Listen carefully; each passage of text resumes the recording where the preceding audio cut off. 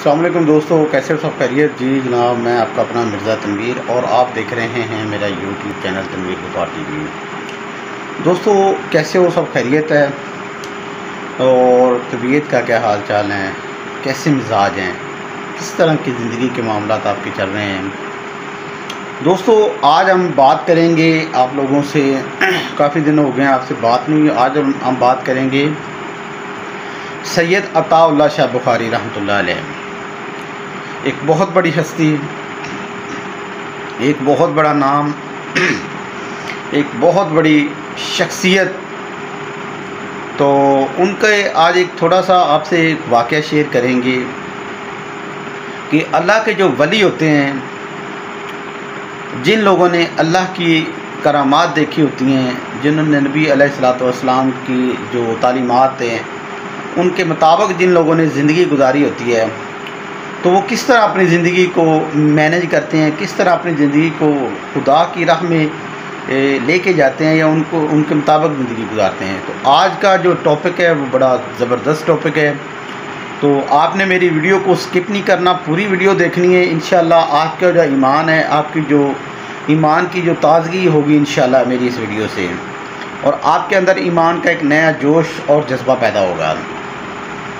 तो बातें बाद में करेंगे, पहले हम जनाब वाक़े की तरफ जाते हैं। जनाब एक दफ़ा का ज़िक्र होता है कि आप जो सैयद अताउल्लाह शाह बुखारी रहमतुल्लाह अलैह एक दफ़ा तांगे पे कहीं जा रहे होते हैं। तो रास्ते में एक गुरुद्वारा होता है सिखों की जो इबादतगाह होती है, वहाँ से जब आप गुज़रने लगे तो एक सिख सरदार ने जनाब कहा कि जनाब अज़राह मजाक के तौर पे कि सैयद साहब आप हमेशा गुज़र जाते हैं, कभी आपने हमारे इस गुरुद्वारे में, हमारी जो इबादत वाली जगह है वहाँ पे आपने कभी स्टे नहीं किया। तो आप प्लीज़ एक दफ़ा आएँ, आके हमारे जो हमें ये शर्फ़ बख्शें। तो सैयद साहब ने जब ये बात सुनी तो सैयद साहब ने तांगे वाले को कहा रुक जाओ। तांगे वाला रुक गया। आप जो सैयद साहब जो थे, आप गुरुद्वारे के अंदर चले गए, उनकी जो इबादतगाह होती है, अंदर जाके आपने वहाँ के जो सिख सरदार जो था, सिखों का जो उनका रहनुमा था, उनसे का इजाज़त तलब की कि आप मुझे कुरान पाक यहाँ पढ़ने की इजाज़त दें। तो सिखों का जो रहनुमा था, सरदार जो था, उसने इजाज़त दी। आपने वहाँ तौहा की तिलावत शुरू की। कुरान पाक की एक सूरत है तौहा। जैसे जैसे आप तिलावत करते जा रहे थे, सिखों के जो लोग थे, जो सिख जो थे, वो जनाब आपकी आवाज़, आपकी जो सुरीली आवाज़ को सुन के जनाब वो कांपने लग गए। और एक रिवायत के मुताबिक वहाँ पे जितने भी सिख जो लोग थे उस गुरुद्वारे के अंदर, वो सारे के सारे जनाब मुसलमान हो गए।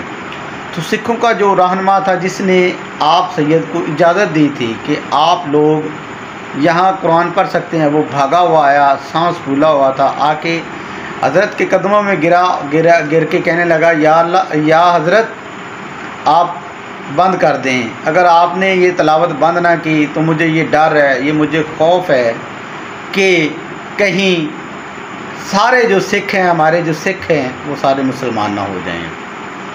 तो बात करने का मकसद ये है दोस्तों कि जो अल्लाह के वली होते हैं उनकी ये करामात होती हैं। तो आपके बारे में बहुत सारी रवायात आती हैं, बहुत सारे वाक़यात का ज़िक्र मिलता है।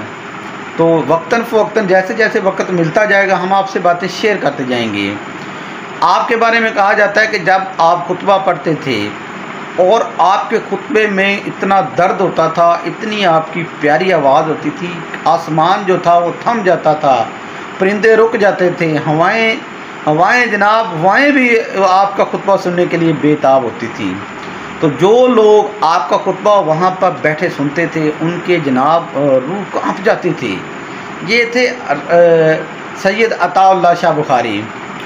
तो इस तरह के वाक़यात से हमें सबक क्या मिलता है? इस तरह के वाक़यात से हमें सबक ये मिलता है कि वो लोग जिन्होंने इस्लाम की खातिर अपनी ज़िंदगी को मैनेज किया, अपनी ज़िंदगी को गुजारा, आज भी उनकी कब्रों पे लोग दुआएं मांगते हैं, आज भी उनकी कब्रों पे लोग जाके आज पे उनकी कब्रों पे जनाब एक मेला लगा होता है। मकसद ये है कि सैयद अताउल्लाह शाह बुखारी जैसे जो वली हैं उनकी ये करामात थी।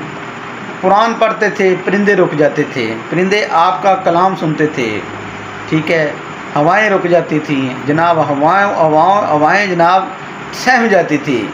तो ये था हज़रत जी का कमाल। तो इस तरह के जो वली अल्लाह होते हैं उनकी एक शान होती है, उनका एक अंदाज़ होता है। तो दुआ है कि अल्लाह हम सबको इस्लाम के मुताबिक ज़िंदगी गुजारने की तौफ़ीक अता फ़रमाए। और इस वक्त जो पाकिस्तान के हालात चल रहे हैं, अल्लाह हमारे मुल्क के जो सियासतदान हैं उनको हदायत नसीब फरमाए। जो लोगों को आपस में लड़ा रहे हैं, चाहे वो किसी भी जमात का हो, हमें इस चीज़ से कोई सरोकार नहीं। हमें सरोकार है कि हम लोग बीइंग पाकिस्तानी किस तरफ जा रहे हैं, हम क्या सोच रहे हैं, हमारा मकसद क्या था, हमारा मकसद टल कैसे गया है। तो ये जो लड़ाने की जो रवायात है, इसका फ़ायदा हमेशा दूसरे लोग उठाते हैं।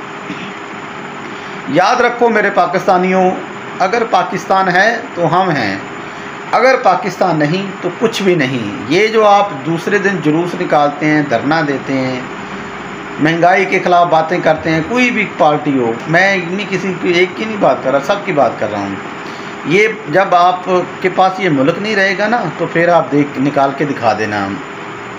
भाईजान आज आपके पास है, उन लोगों ने जिन लोगों ने बनाया उनसे पूछें, उनकी रूहें आज तड़प रही हैं।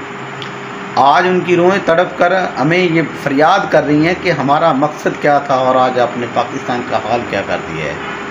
तो दुआओं में याद रखें, पाकिस्तानी बने, पाकिस्तान का सोचें। पाकिस्तान है तो हम हैं, अगर पाकिस्तान नहीं है तो कुछ भी नहीं है। कौम, मुल्क, सब कुछ पाकिस्तान है।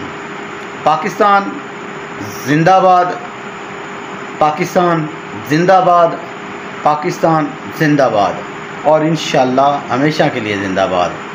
मेरे चैनल को आपने लाजमी सब्सक्राइब करना है ताकि मैं जो वीडियो बनाऊँ आपके लिए वो आप तक पहुँचें और आपका राब्ता और मेरा राब्ता बरकरार रह सके। तो दोस्तों, इसी दुआ के साथ मैं इजाज़त चाहूँगा कि अल्लाह हम सब का हामी व नासर हो। पाकिस्तान है तो हम हैं, पाकिस्तान नहीं तो कुछ भी नहीं। और दुआ है कि अल्लाह करोड़ों रहमतें सैयद अताउल्लाह शाह बुखारी रहमतुल्लाह अलैह की कब्र मुबारक पर नाज़िल फरमाए, उनको जन्नत में आला मकाम अता फरमाए। ये थे अल्लाह के वली, जिनको अल्लाह के वली कहने में हमें फ़ख्र महसूस होता है, जिनको हम सीना तान के कहते हैं कि ये हैं अल्लाह के वली। ठीक है, अल्लाह के वली वही होते हैं जिनको देख के रब याद आ जाए, जिनको देख के हमारा ईमान ताज़ा हो जाए, वही अल्लाह के वली होते हैं। तो दुआ में याद रखें, अल्लाह हम सब का हामी व नासर हो। अस्सलामु अलैकुम व रहमतुल्लाहि व बरकातुहू। जीते रहें, दुआ में याद रखें, यही सब कुछ है।